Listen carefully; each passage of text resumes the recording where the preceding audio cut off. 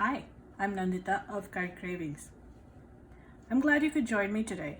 We're going to make one of our absolute favorite dishes. It's a chicken dish that you could adapt for biryani, but you can have it on its own or with a side of rice. So let's get started. In the interest of trying to keep the videos reasonably short, I've gone ahead and prepped up some of the ingredients so that we're a little further along with the cooking process. This recipe is in A Dozen Ways to Celebrate. It's one of the last few recipes in the last chapter. It was one of my favorite things to write about, but also a wonderful recipe to pick up on and adapt to different meats as well. Anyways, let's get started. So today we're making the chicken for chicken biryani. I'm starting up the pan on high heat with about 2 tablespoons of oil. I have about 3/4 of a cup of browned onions.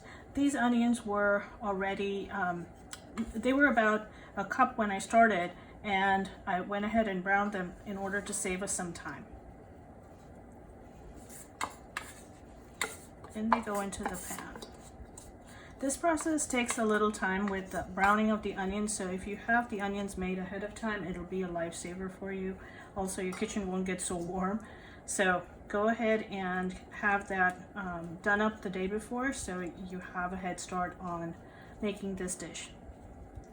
While we wait for this to warm up, let me talk to you a little bit about the ingredients.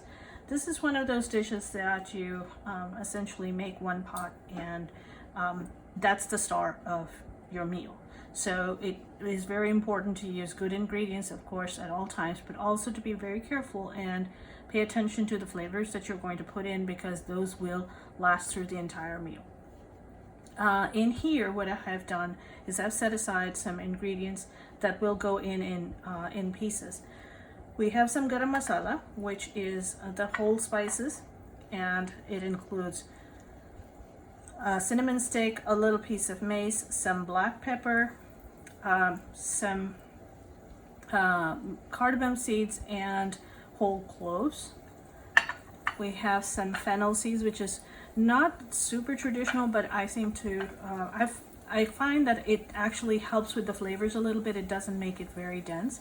I have the dried herbs and the dried spices, the cayenne pepper, the cumin and coriander blend, and turmeric. I've also prepped up about 1.5 cups of these baby Dutch potatoes, and the straightforward way to cook them up is actually I have them parboiled in salted water, so they were not going to take up too much of the cooking time that we would need. I also have on the side, that is off the screen at this moment because it's a very big pot, of 12 chicken drumsticks that have been marinating for about 6 hours in the refrigerator.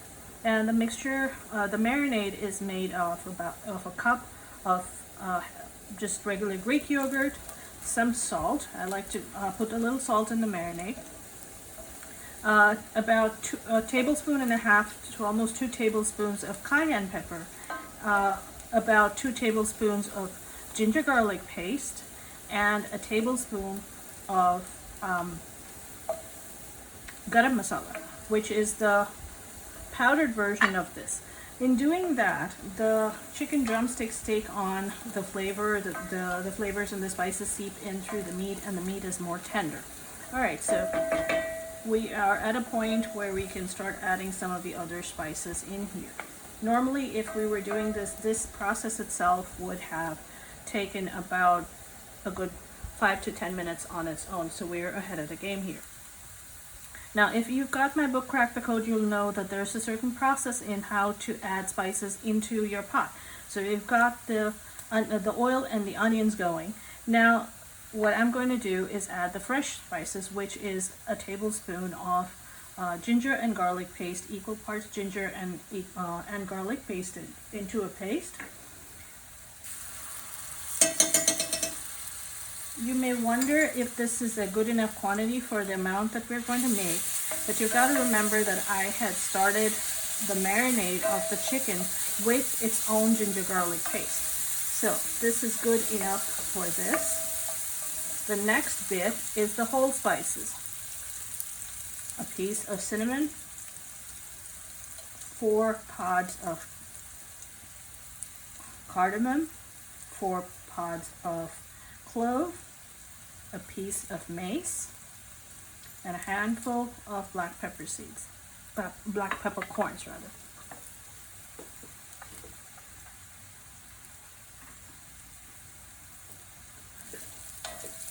Work with this quickly because it tends to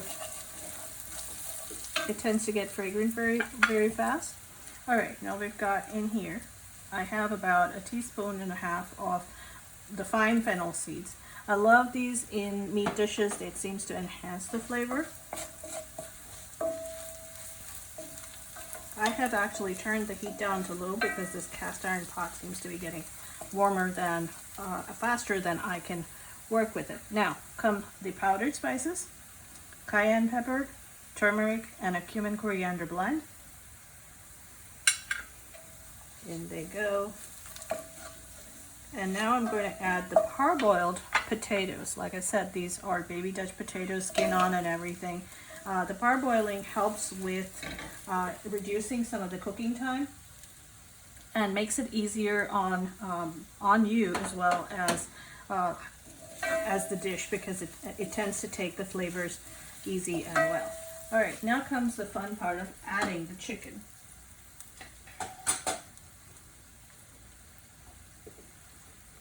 This is what it looks like. This is 12 chicken drumsticks that have been marinating in a mixture of yogurt,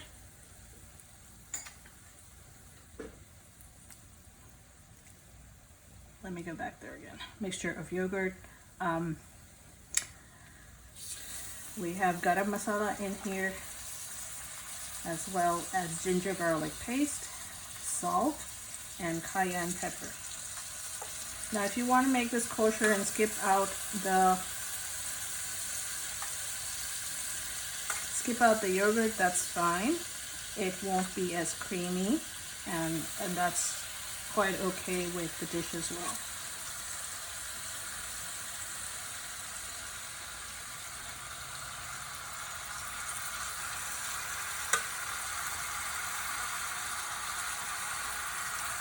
And I'm going to stir this pot and come back in a couple of minutes again.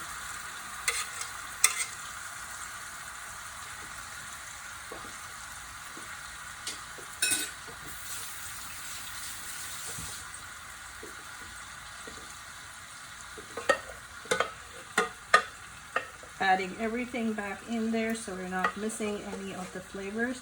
You got to remember, the sauce is extremely flavorful here. The yogurt has a lot of the spices that we are using in this dish, so it helps out that we have the meat marinated already.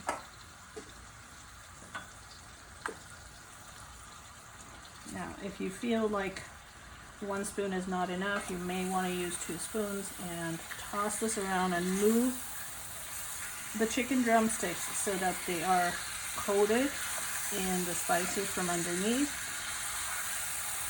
And this, at this point, this is extremely aromatic and fragrant.